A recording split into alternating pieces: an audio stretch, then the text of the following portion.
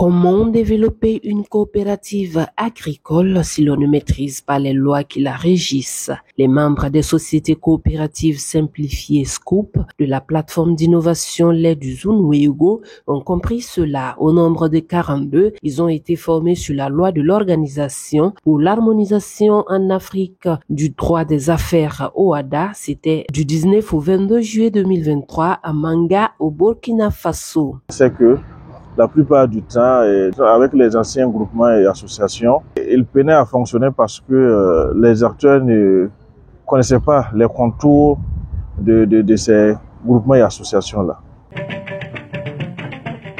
Les organisations paysannes peinent toujours à se formaliser. Or, pour faire les transactions à travers toute l'Afrique, il faut quand même avoir des documents qui les permettent de bénéficier des marchés qui existent à travers l'Afrique, particulièrement l'espace OHADA qui est constitué de 17 pays. Donc pour profiter de ça, il faut d'abord se formaliser et être en règle vis-à-vis des textes communautaires. Et donc pour permettre surtout à nos éleveurs et aux agriculteurs de profiter de cela, nous avons opté de renforcer les capacités, surtout en leur montrant le contenu de cette loi pour qu'ils puissent prendre avantage. Justement, c'est pour aspirer à un bon fonctionnement de leur plateforme que ces participants ont décidé de se réunir en coopérative. Cela passe nécessairement par une bonne connaissance de la loi OHADA et le programme technologie et innovation agricole pour l'accroissement de la résilience des systèmes de production et des exploitations familiales en Afrique de l'Ouest et du centre TASPRO qui a facilité la mise en place de ces plateformes d'innovation ne pouvait que les y accompagner. Ce qu'on peut dire de cette activité, c'est qu'elle est née d'une volonté de la plateforme d'innovation lait du Zunwego lors de la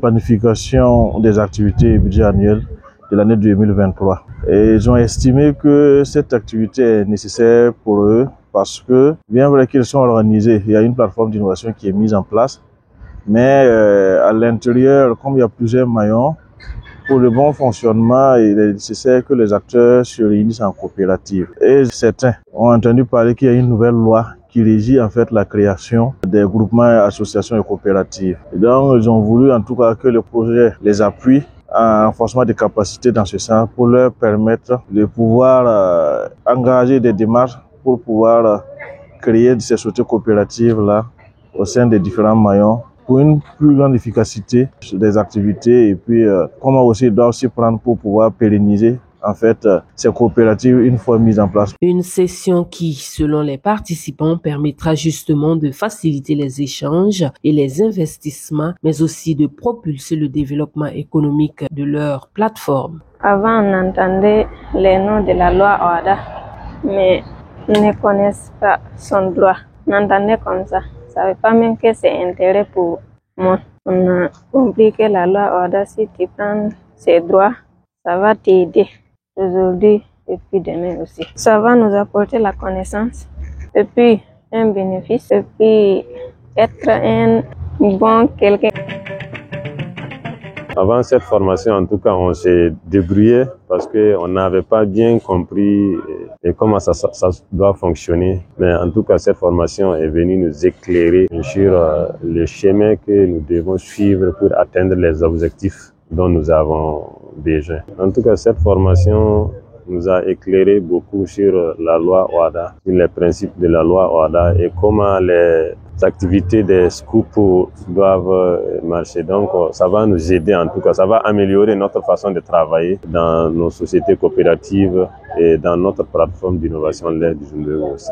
La connaissance de la loi OHADA offre des avantages certains pour les organisations telles que les entreprises, les associations, les sociétés coopératives, selon l'expert formateur.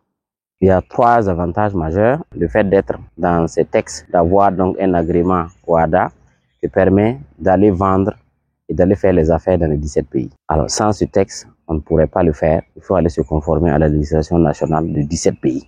Ce qui est difficile. Mais à partir de ce texte, une fois que vous avez votre agrément qui est dans le fichier national et dans le fichier régional de l'OHADA, vous pouvez aller dans tous ces pays et faire vos affaires. Deuxième avantage, dès que vous êtes dans ces pays et que vous avez un petit souci, la législation permet que vos avocats puissent venir dans ce pays et vous défendre. Aussi, ça permet à tous les pays d'avoir un outil harmonisé pour les transactions d'affaires.